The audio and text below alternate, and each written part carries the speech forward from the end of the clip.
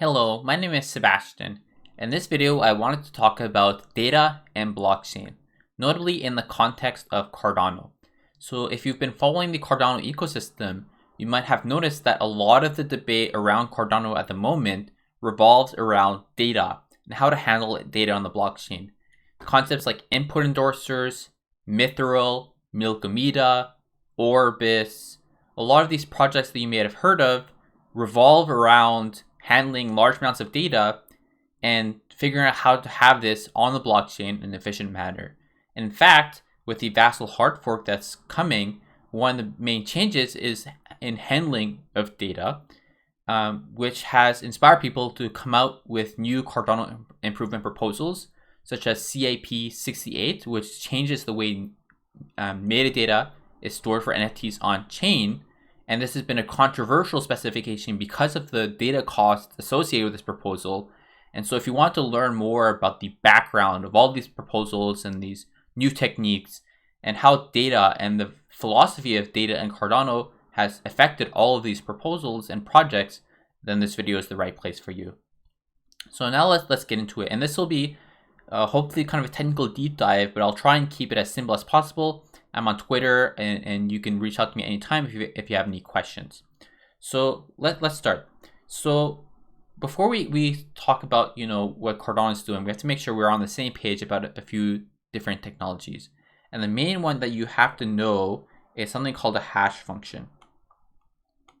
Hash function. And a hash function is a way to go from an arbitrarily large piece of data. For example, you could have a whole gigabyte of data and convert it to something much smaller, for example, 32 bytes. Obviously, this is a huge compression, and that means that it's lossy. You've lost data when converting down to 32 bytes. But usually, in a cryptographic setting, you can find these hash functions. This conversion is called a hash function. You can find hash functions such that different blocks of data will generally give totally different hashes. So if you have different data, you get a different result for your hash function. And not only this, but it's hard to go backwards. So if given only the data hash, you can not easily go back and recover the full data. So these are the two key properties we care about this thing called hash function. So whenever you see something that says data hash, think small amount of data generated to represent larger amount of data. As long as you keep that in mind, this whole video should be fairly straightforward. But obviously there'll be some more technical concepts, but I think this is like the main key point that underlines everything. So how does Cardano actually use data hashes? And why is this important? Well, so the reason that we use data hashes so often is to keep the Cardano blockchain small. So if you've ever tried to sync a Cardano node, you'll note that the amount of data required is usually in the low ends of double-digit gigabytes. So maybe like 10, 20 gigabytes, depending on what you're trying to sync. Whereas in Ethereum, you're looking at a terabyte of data, approximately, if you're trying to sync an Ethereum full node. So obviously there's a huge amount of difference. And you might be wondering, well, how is this so big of a difference? This is kind of unexpected. And the reason is because Ethereum tends to focus on having data on the blockchain, whereas Cardano focuses on having data hashes on the blockchain. Now, obviously, this is a generalization, but you'll notice these huge differences if you look at any kind of roadmap discussion in these two ecosystems. So now that we have this background, how does Cardano actually use these data hashes? And you'll notice that they're actually used all over the place. So the first one we're going to talk about is tokens on Cardano. So if you are a Cardano user, you probably own some tokens. You own some NFTs. You own some maybe fungible tokens like NMaker, or you might own the MinSwap token, right? The way that these tokens are represented on the blockchain is this multi-asset map, which is a map from policy ID to asset name. So asset name is fairly straightforward. It's the name of the token. And this policy ID is actually a hash. It's a hash of the script for the minting contract for the token. So for example, if you have an NFT, you have some sort of smart contract that defines the creation of the NFT. You take a hash of that smart contract, that gives you your policy ID, and that's what you have on chain. So now that you have, sorry, let me mute my computer. Okay, so now that you have your project hash, you might be wondering, well, okay, well, how do I get the image and the website and the social media links and also other information that you might be interested in knowing about a project? Well, actually, all of that is stored off the blockchain, off-chain, in this project called Cardano Token Registry that's hosted on GitHub. And inside this project, you'll notice that there's a mapping of policy ID and the asset name to the description, the ticker, the URL, the logo, how many decimal places there are. So know that all this information is all stored off the blockchain. All we had on the blockchain itself is just the script hash, which is just 32 bytes. So that means that despite the fact that there's so many NFTs on Cardano, the amount of data actually stored on the Cardano blockchain for these is fairly limited. And if you know about CIP-25, you'll know that NFTs actually provide a bit more than this on-chain through metadata, and we'll talk about that later. But just in a general rule, a lot of this information is stored off-chain for a lot of these tokens. So now that we see this being used in NFTs and regular tokens on Cardano, you'll start seeing this kind of design philosophy all over the place. So for example, you might be wondering about stake pools on Cardano. So Cardano is a proof of stake protocol, so there's thousands of stake pools on Cardano. Well, how do these stake pools have their logo and their image and their website? It's the same idea. So if you look at a pool registration certificate on Cardano, when you create a stake pool, you basically provide your pool metadata. And this again is a hash for the pool metadata. You provide a hash of the name and the URL and all this kind of stuff. And this pool metadata is then used by services like Smash and Cardano DB Sync to basically take this hash and give you the real data that corresponds to this hash by some off-chain protocol that does not exist on Cardano itself.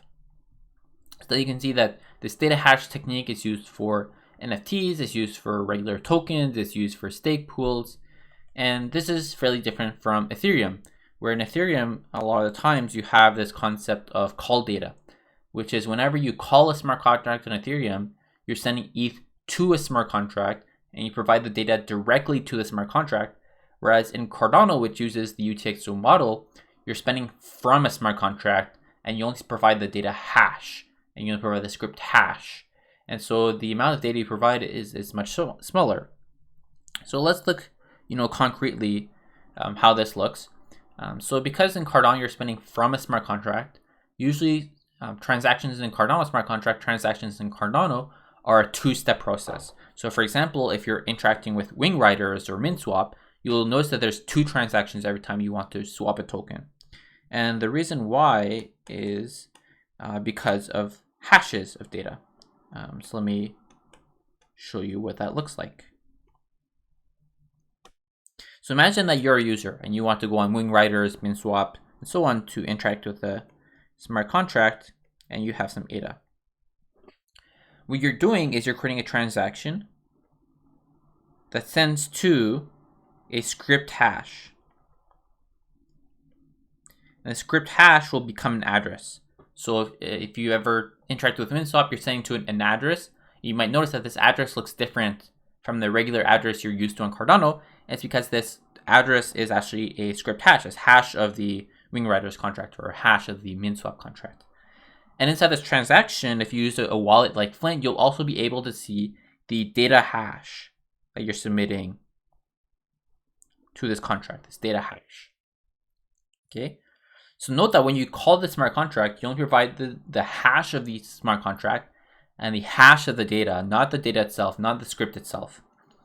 And then you have a second transaction that actually executes the smart contract. And then finally sends you the result.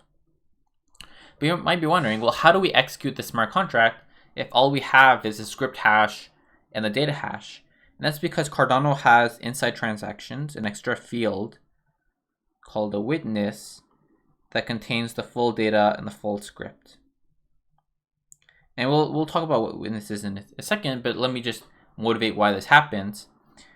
So there's two things that you need to care about when you're creating a blockchain. There's storage constraints and memory constraints. So memory is sometimes called RAM inside your computer, and it's much smaller than storage. So for example, if you buy a computer nowadays, you'll maybe get 16 gigabytes or 32 gigabytes of RAM, of memory, but you'll have maybe 256 gigabytes or 512 gigabytes or a terabyte of storage. So clearly memory is more expensive than storage. And so in Cardano, we use data hashes in memory. So the memory footprint of using a Cardano node is small. But whenever we really do end up needing the full data on chain for whatever reason, such as, this case right here for smart contracts, the data and the script are not kept in memory. They are only stored on disk, which provides a better optimization compared to, some cases like Ethereum, where you might have to have more state in memory, and the state growth is a large problem in the Ethereum ecosystem. And so the witness that you see down here, witness is another name for kind of like a proof. So whenever you want to interact with Cardano or any blockchain, you need to provide proofs. A proof that the ADA belongs to you, a proof that this contract was executed correctly, a proof. You're always proving stuff that something is true. And these proofs are stored inside these witnesses. And so obviously this is kind of like a hand-wavy explanation because I don't want to go into full cryptography of it. But that's kind of the term witness, and if you see this, what it means. So by the way, if you want to learn more about Ethereum, you can read about Create 2 and how they deploy smart contracts, and you'll notice how this is different from what I described in Cardano. So now we just gave you a visual picture of what these two transactions look like. Now let's see how this actually looks like on the blockchain itself.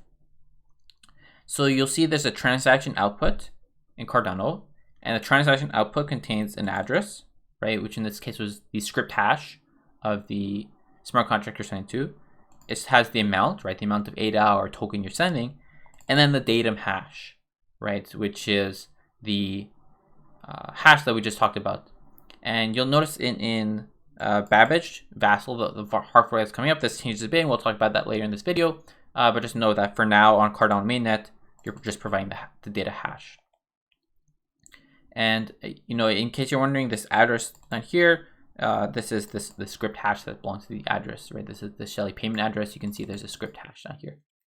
Okay, and then inside the transaction witness set in Cardano, you can see that whenever you're using a transaction, you provide a proof that the ADA belongs to you. That's what this V key witness is. You're providing a proof that it belongs to you, and then you're also providing the full data. You're providing the Plutus V1 script or the Plutus V2 script. So you're providing the full script. So this is, the red boxes I have down here. This is the witness set that you'll see over here. So now you kind of see how inside the Cardano blockchain itself, this is how the data is handled.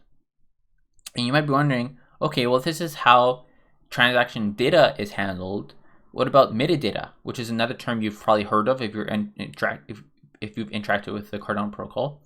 And actually, transaction datum and Cardano metadata are two separate concepts, but very similar. So transaction metadata is not usable from a smart contract. A smart contract cannot access transaction metadata, but can access datum. And so the data format, metadata format, and the Plutus datum format are the same, but it just decides who can access what. And you can see this is what Plutus smart contracts have access to. I know this is kind of like intimidating to look at, but if you're interested, you can pause the video and see everything that smart contract has access to in Cardano. You'll notice that it has access to the data, which is a mapping from the data hash to the datum inside Babbage, inside the Vassal hard fork. But there's no metadata here, so transactions can't access metadata. So if you're about to comment in this video, well, what about transaction metadata? This is the difference between the two. So now that we understand how this regular transaction flow works in Cardano, you might have heard that in Babbage, the upcoming hard fork, you may know it as the name Vassal, we actually introduced this concept of inline data.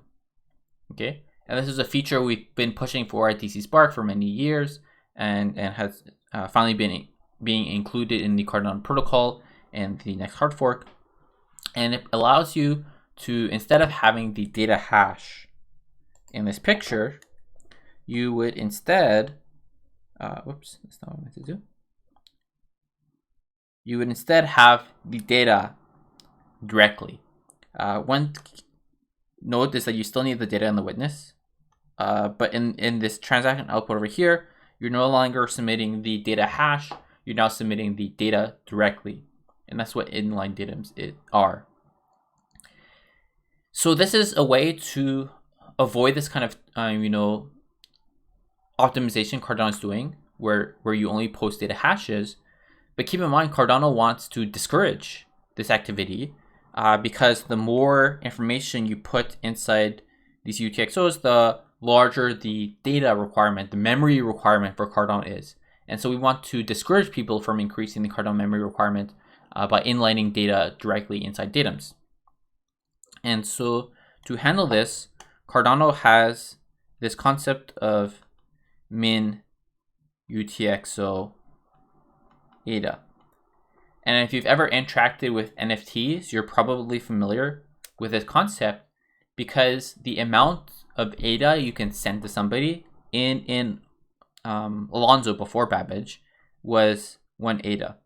So if you ever try to send 0.5 ADA to somebody, you'll get an error saying you cannot send 0.5 ADA to somebody. It has to be at least 1. This goes down a bit in Babbage, but at least before Babbage, before Vassal, this is the value. And the more tokens you're sending to somebody, the larger this is. So if you're sending like 5 NFTs to somebody, this might be like 2.3 ADA, something like that. Just random value. I don't remember the actual function, but it's the more tokens you send, the more the minimum ADA you have to send to the person with it. And the reason why is because the minimum amount of ADA you have to send is proportional to the number of bytes it takes to represent your output. And the more tokens you add, the larger this amount becomes in bytes. And so the more you have to pay in this minimum ADA value. And so that's why if you've used the wallet like Flint, Nami, Eternal, and so on, you'll notice that there's a certain amount of ADA you cannot send out of your wallet if you own many NFTs because you have to keep enough ADA in your wallet to maintain the minimum ADA value for all the NFTs that you own. And the important thing is that this new feature as part of a Vassal that introduces this inline datum is not exempt from this. So it means that the more inline datum that you add, the more you have to have in min UTXO. And then of course the transaction fee also increases because you can see here we still have the data and we still have the script. So these two different datas are still there. So you're still paying the exact same transaction fee for these. But the transaction fee of transaction 1 increased because transaction 1 went from only providing a data hash, so a small amount of data, to now providing the full data, which might be a few kilobytes in size.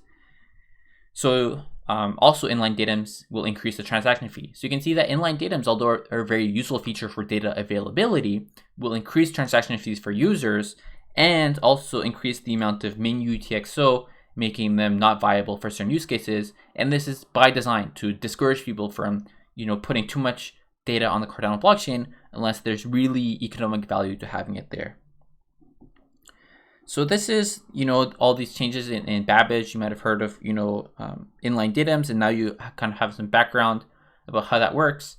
But you might still be thinking, okay, well, they have all these limitations, but at least I can specify like, a kilobyte of data.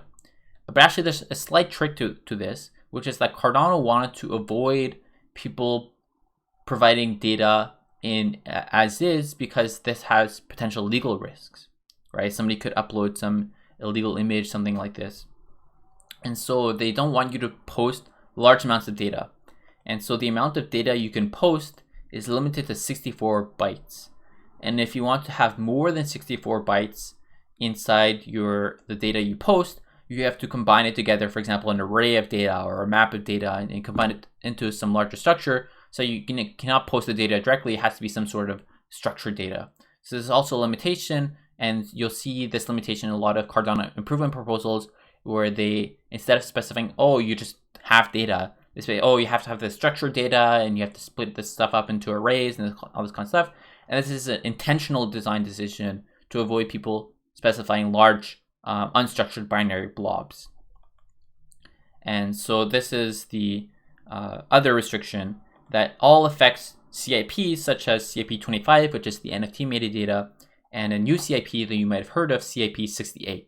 So if you've been part of Twitter Spaces at the time that this video was recorded, you might have heard of discussion about Alessandro, who's proposing a new NFT specification.